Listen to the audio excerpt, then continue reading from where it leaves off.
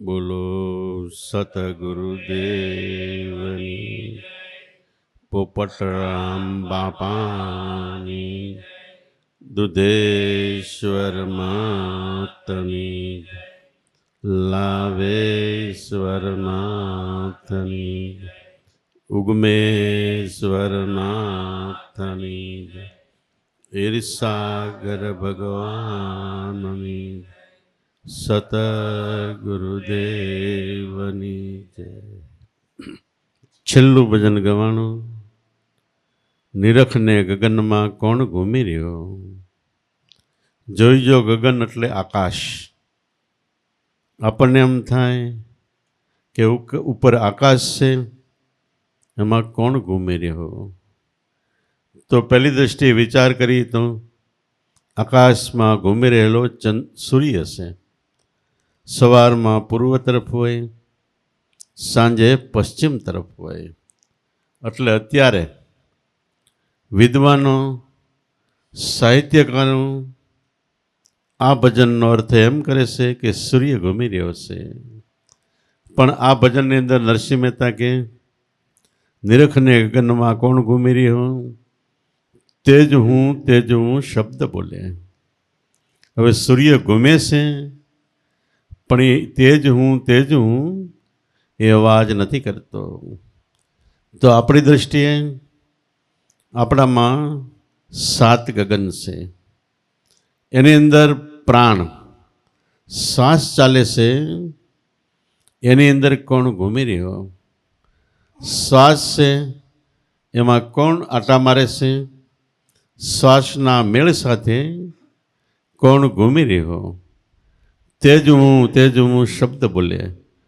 તે એટલે સહ, હું અહમ, સહમ શબ્દ બોલે. આજ દરેકનો નાથ એટલે ધણી છે. એ નાથના શરણમાં ઈચ્છું શરણ હું. એના શરણમાં જો આપણી વૃત્તિ ઈચ્છવા માંડે ત્યાં રહેવું છે, તો એકવાર વૃત્તિ જેની ઈચ્છા કરે એમાં મળી જાય છે. ત્યારે હું પોતે આત્મા છું, આ ખરેખર સિદ્ધ અનુભવ થાય છે. તો આવી રીતે નરસિંહ મહેતાના જીવનમાં 10 થી 12 વાણી એવી વાણી છે કે એણે છેલ્લી અવસ્થામાં બોલ્યા હતા. અને વાણી ખૂબ જ આધ્યાત્મિક એટલે ઊંચી છે. સામાન્ય વાંચીએ તો આપણને એમ થાય કે વાણી પ્રાકૃત છે, પણ નહીં, ખૂબ જ ઊંચી અને આપણા ઘટ ઉપર કીધી છે. અકળ અવિનાશી ન જાય કર્યો, અરધ ઉરધમાં માહી બોલે. આમ નરસિંહનો સ્વામી સકળ વ્યાપી રહ્યો, એ પ્રેમના તંતમાં કોઈ સંત ચાલે. અકળ અવિનાશી, અકલ એટલે કળી ન શકાય. જ્યાં સુધી આકાર છે ત્યાં સુધી આપણી દ્રષ્ટિ પહોંચે છે. જ્યાં સુધી અવાજ છે ત્યાં સુધી આપણા કાન પહોંચે છે. જ્યાં સુધી ઇન્દ્રિયો છે ત્યાં સુધી આપણો વિચાર પહોંચે છે.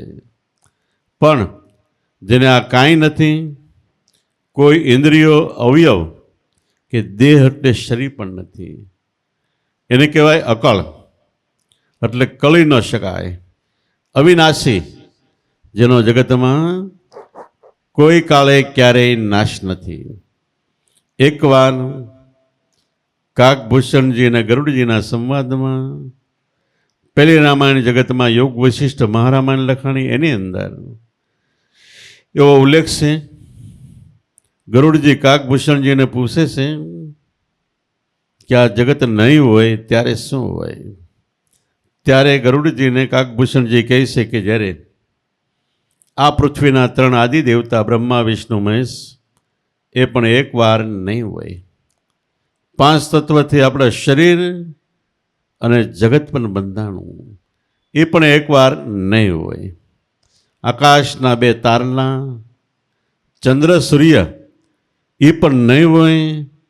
ત્યારે હું એટલે આત્મા, એનું બીજું નામ વચન આપણને જે મળ્યું છે એ કેવલ એક જ વચન છે અને એની અંદર અનંત બ્રહ્માંડો સમાવી લે છે.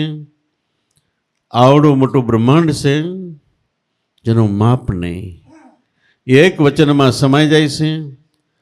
અને જેટલો ટાઈમ આ જગત રહ્યું એટલો ટાઈમ પાસે વચનમાં એટલે સુસુપ્તિ ઊંઘની અંદર આખું બ્રહ્માંડ વચનમાં સમાઈ જાય છે.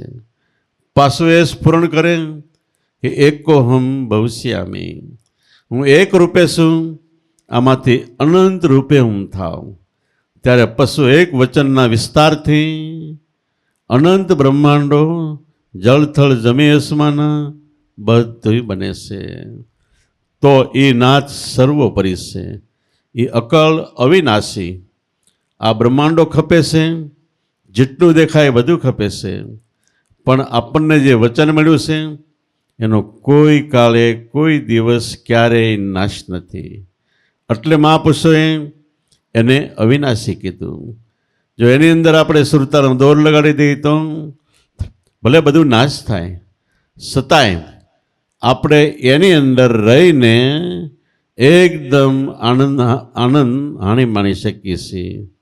એટલે ખરેખર અવિનાશી ન જાય ગળ્યો. અરદ ઉરદના ખરેખર અરદ ને ઉરદ એટલે આપણો શ્વાસ ને ઉશ્વાસ. એની અંદર આ વચન રૂપે પરિબ્રહ્મ પરમાત્મા રમણ કરે છે.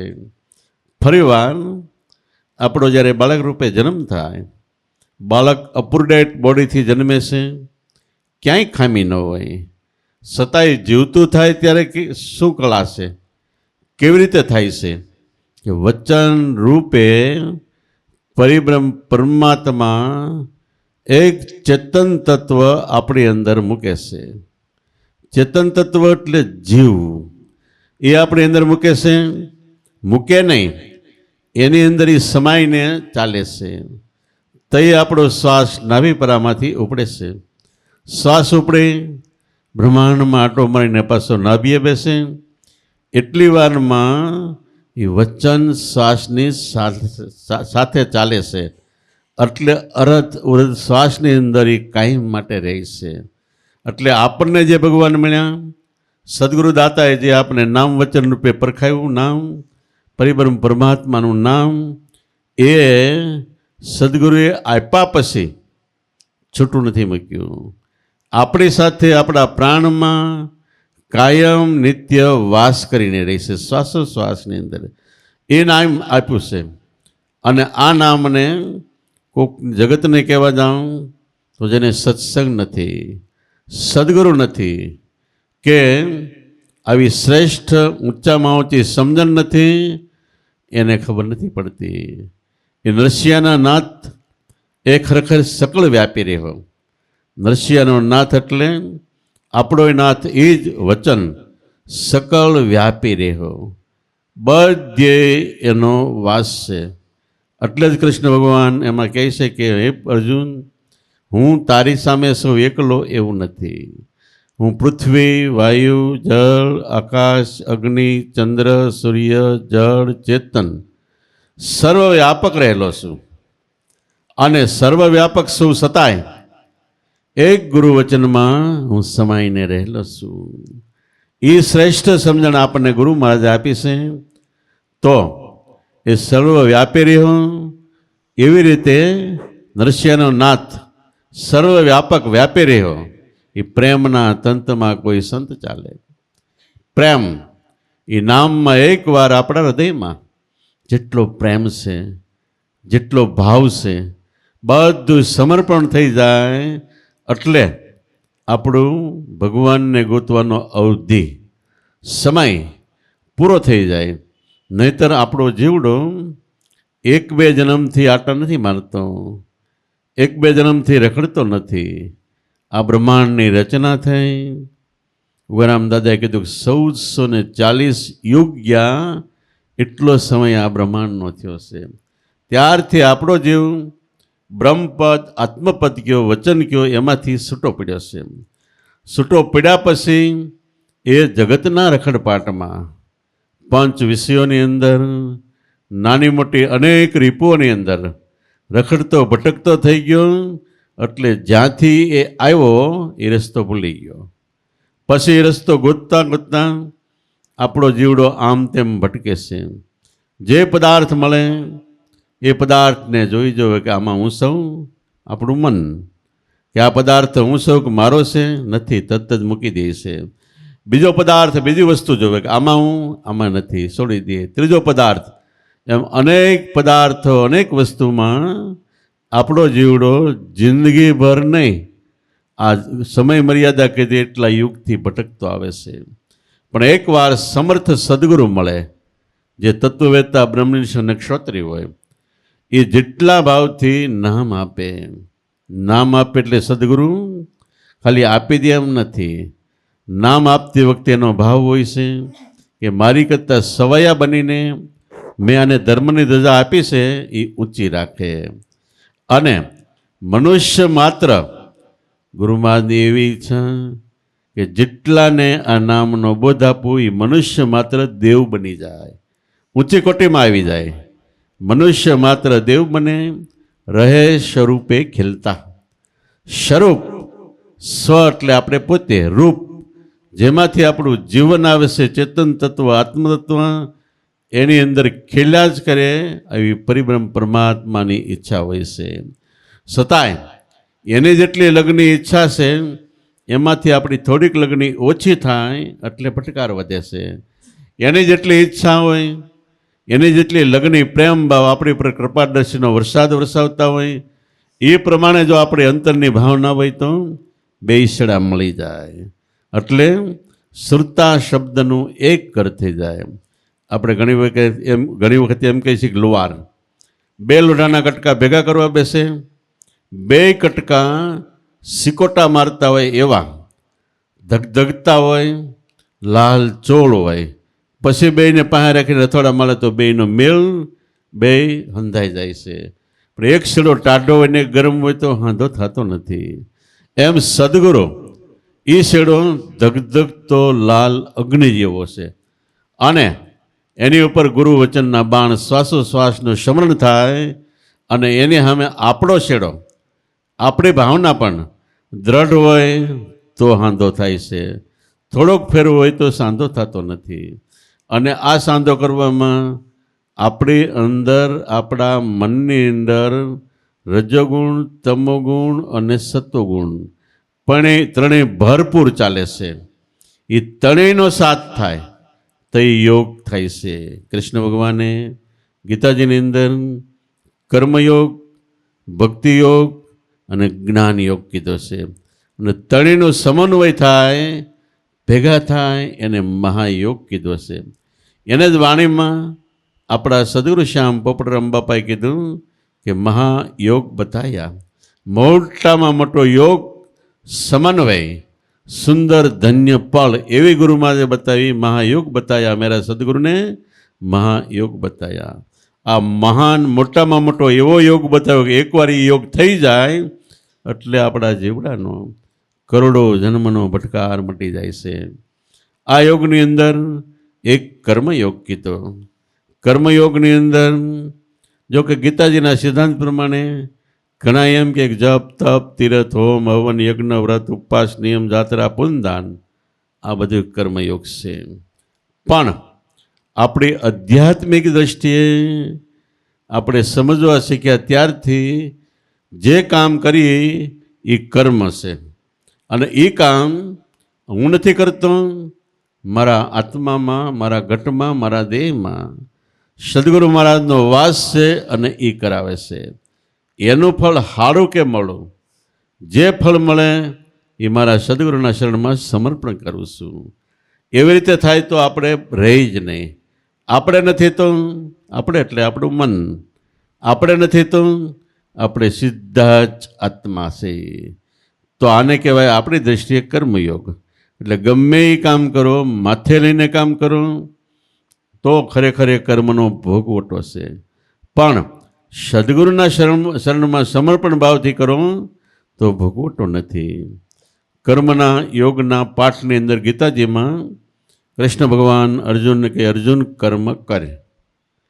એટલે કર્મ કર્યા વગર માણસ એક સેકન્ડ પણ નથી રહી શકતો. તો કર્મ કર, પછી એની ઉપર બીજો શ્લોક કહે છે કે અર્જુન કર્મ કર, પણ એમાં જે ફળ આવે એ મને આપીને કર્મ કર. એમ કીધું. પાછું કૃષ્ણને એમ થયું કે કર્મ કરશે ફળ આવશે. ફળને જો જીવડો જોઈ જાય તો લાલચ થાય, એટલે ફળ આપશે નહીં. પછી ત્રીજા શ્લોકમાં એમ કીધું કે કર્મ કરતાં પહેલાં જે ફળ આવે એ મને આપી દે, પછી તું કર્મ કર, તો તને કર્મને કોઈ બંધન નથી.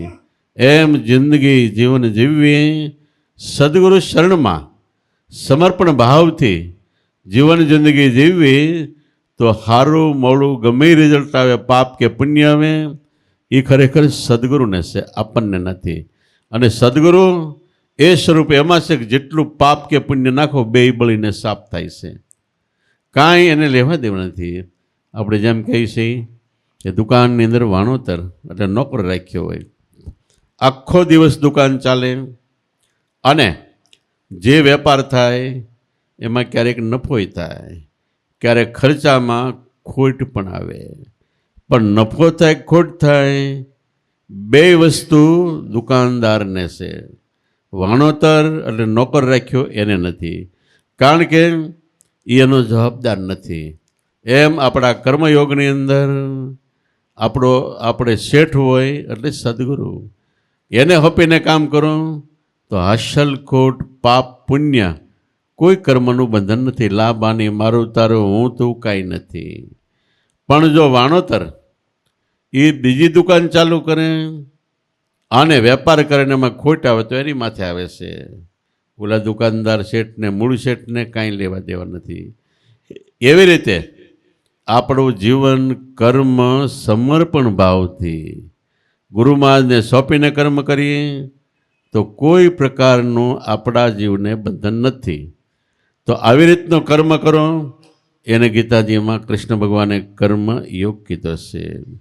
અને બાર દ્રષ્ટિએ આ જપ તપ તીરથ આપણે ઘણી વખત કરોડ કામડિયા, કરોડો એવા કર્મ કરવાવાળા કેટલાય થયા છે, પણ એમાં ઘણા કર્મનું બંધન લઈને પાછા ભોગવટવામાં 84માં જાય છે.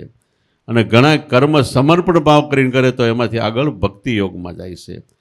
ભક્તિ યોગ એટલે નાવું ધોવું, પૂજાપાઠ, હોમ હવન, યજ્ઞ, વ્રત, ઉપવાસ, નિયમ, જાત્રા, પુનદાન, દોરા, ધાગા, માતાજી, હનુમાનજી, ગણપતિ એ નહીં.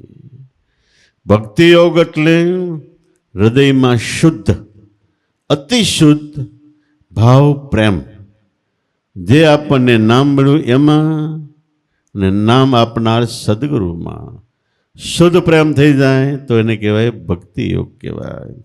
આ પ્રેમ થાય ત્યારે, એવો પ્રેમ પ્રગટે અંતરમાં, ત્યારે આપણને દેહ દિશા નથી રહેતી અને તરત જ ક્યારેક ક્યારેક ક્ષણે ક્ષણે દેહભાન ભૂલાઈ જાય. નામમાં વયું જાય કે સદગુરુમાં વયું જાય. અને પ્રેમથી સદગુરુએ કામ સીધું એક તું નામનું સ્મરણ કર તો એ કરવા માંડે. અને એણે કીધું કે નામનું સ્મરણ નહીં, તું આ કામ સેવાનું કર તો કરવા માંડે.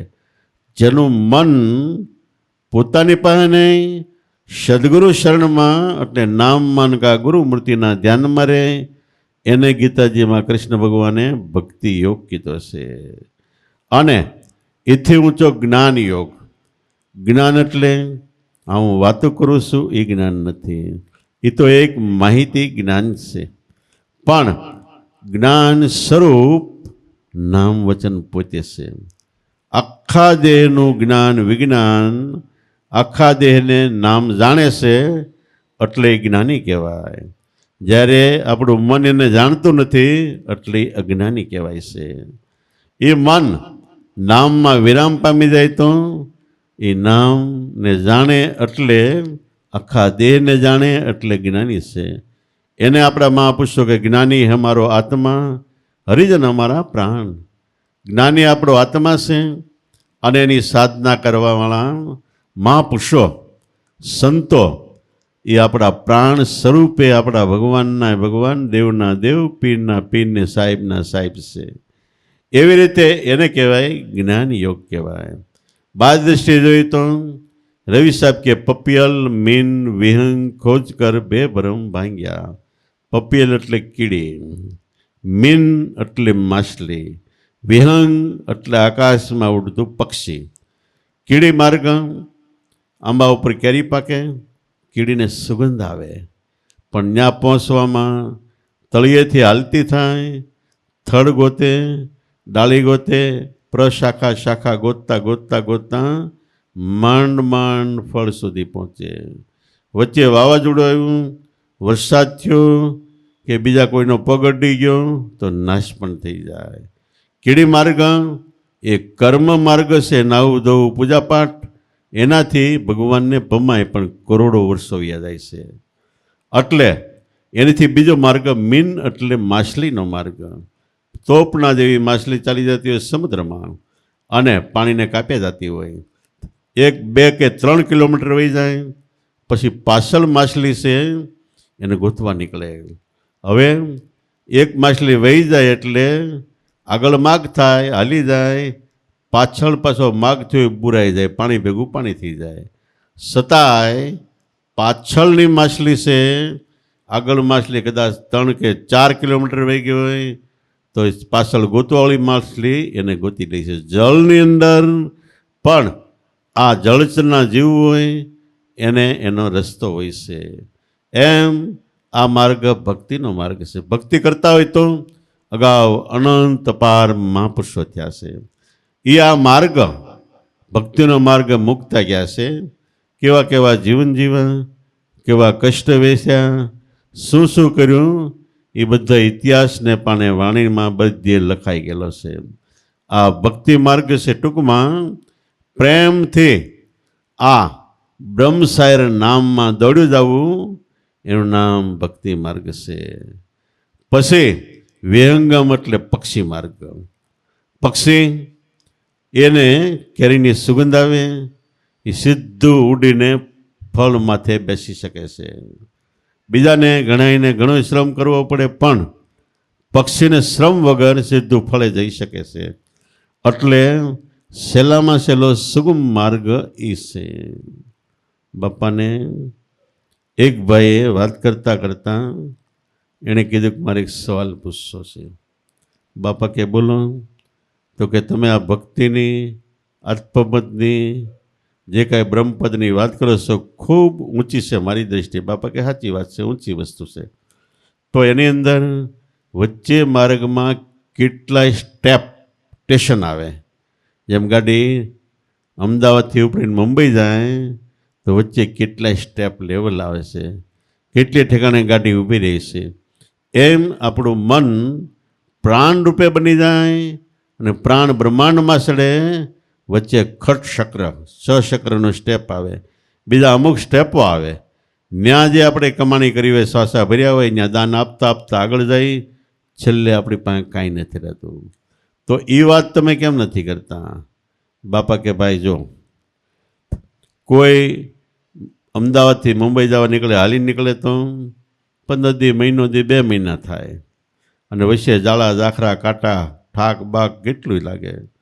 કોઈ સાયકલ લઈને જાય તો અમુક તકલીફો નથી આવતી, અને પગ જમીને અરે અડે નહીં એટલે પગને ઓછી તકલીફ રહી છે, એને ઓછો સમય થાય. કોઈ મોટર ગાડીમાં જાય તો એને સમય એથી ઓછો લાગે છે.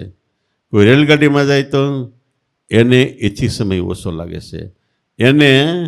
અને કોઈ પેસેન્જર એવા હોય ગર્ભ શ્રીમંત, એટલે પૈસાવાળા, એ અમદાવાદથી પ્લેનમાં બેન સીધા મુંબઈ જાય તો એને રસ્તો જ નથી, ડાયરેક્ટ ઉડીને જાય છે. એને વચ્ચે કોઈ શહેર નથી આવતો, નદી નાળા ઝાખરા કાંઈ આવતું નથી. એવા કોક પેસેન્જરો પ્લેનમાં બેસીને જાય છે. પણ કોણ જાય? જેને કમાઈ હોય, એ પૈસા હાથમાં હોય, એ ટિકિટ કાપીને મુંબઈ જાય છે. તો બાપા કે અમારા ગુરુ મહારાજે અમને એવો માર્ગ બતાવ્યો છે કે વિહંગમ, આકાશમાં ઉડીને જવાનો. એટલે તમે જે વચ્ચે વચ્ચે સ્ટેપ કહો છો, એકેય સ્ટેપ નથી આવતા. ડાયરેક્ટ સીધું જ, જેમ પક્ષી સીધું ઉડીને કેરી ઉપર બેસી શકે એમ અમે સીધા ઉડીને આત્મ સ્વરૂપે જઈ શકીએ.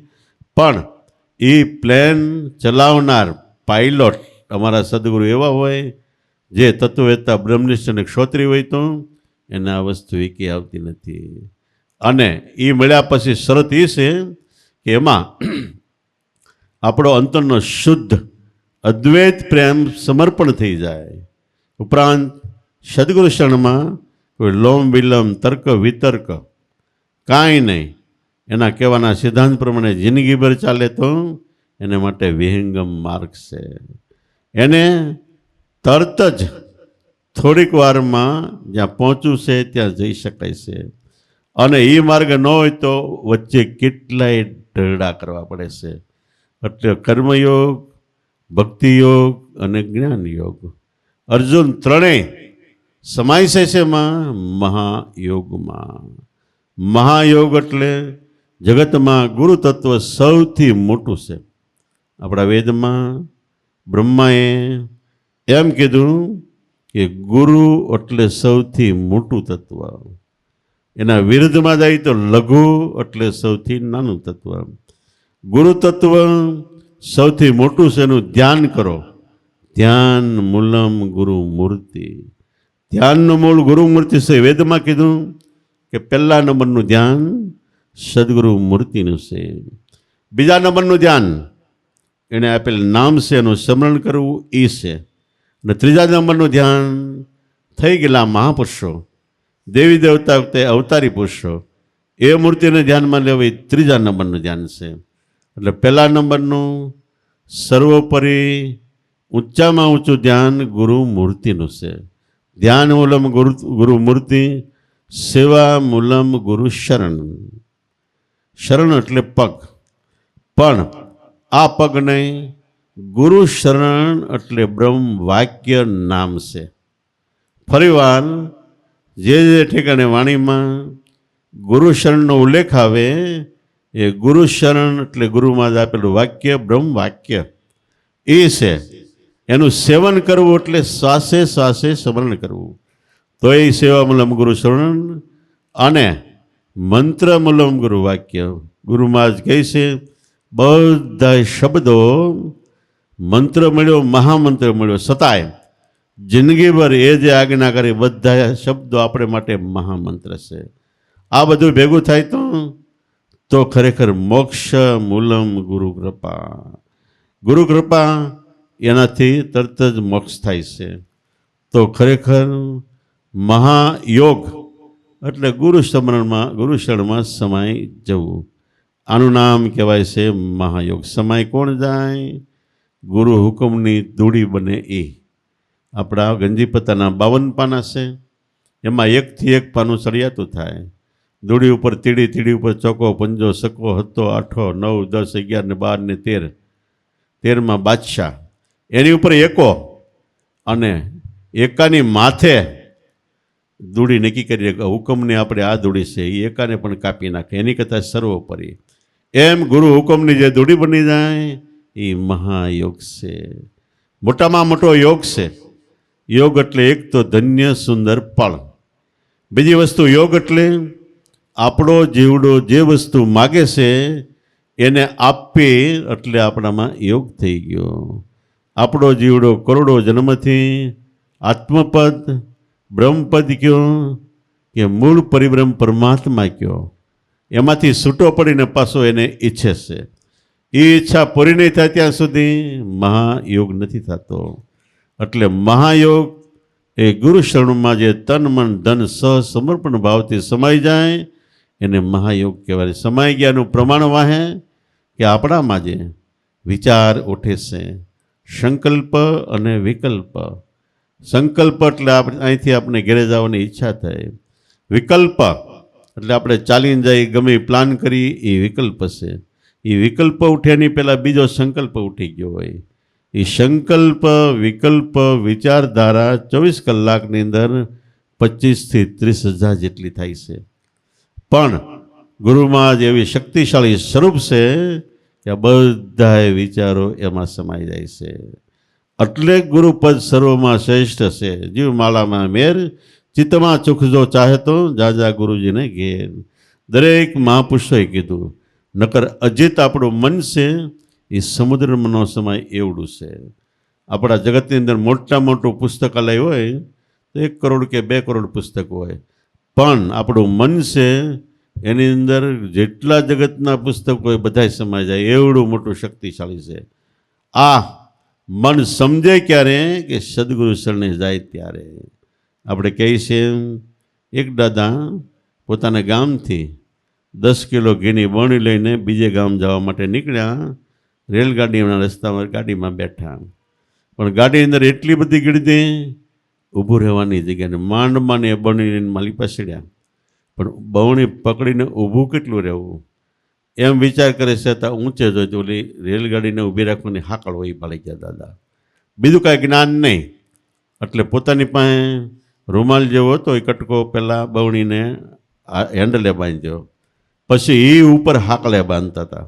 બધાએ કે એલા રહેવા દો દાદા, આગળ એક રેલગાડી ઊભી છે, પણ દાદાએ કોઈનું ગણકાર્યું નહીં. એ બાંધીને હાકળે પછી મૂકી બવણી એટલે હાકળ ખેંચાણી એટલે ગાડી રહી ગઈ ઊભી. ગાડી ઊભી રહી એટલે તરત જ ટીટી એ ડબે આવે. એને ખબર કેમ પડે કે આ ડબે હાકળ ખેંચાણી? ડબે આવડો દાંડીઓ બહાર નીકળી જાય એટલે ટીટી ગાડીમાં સીડ્યો. હાકળ સામે જોયું તો બવણી લટકે છે. એટલે ટીટીએ પૂછ્યું કે આ બવણી કોની છે? એક દાદા કે મારી છે. તો કે અહીંયા બવણી બંધાય, અહીંયા બાંધી બવણી એટલે આ ગાડી ઊભી રહી ગઈ.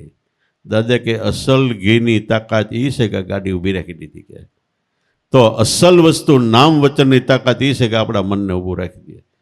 બીજા કોઈ વસ્તુથી મન ઊભું ન રહે. મન ફક્ત નામને એક જ ખીલે બંધાય છે.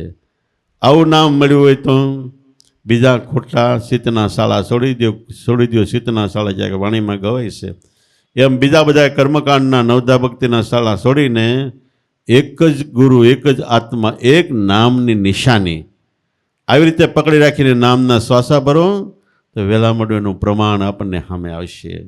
અને પ્રમાણ સામે આવશે એટલે ધીમે ધીમે મન સ્થિર થાય. તો આ જગતની અંદર આવીને કરવાનું આપણા મનને સ્થિર કરીને આત્મામાં સમાવાનું છે. આટલું કામ થઈ ગયું એટલે આપણું જીવન ધન્ય બની જાય અને બીડો પાર થઈ જાય છે. બોલો સતગુરુદેવની, પોપટરામ બાપાની, દુધેશ્વર માતની, લાવેશ્વર નાથની, ઉગમેશ્વર નાથની, ઈર્ષાગર ભગવાનની, સતગુરુદેવની.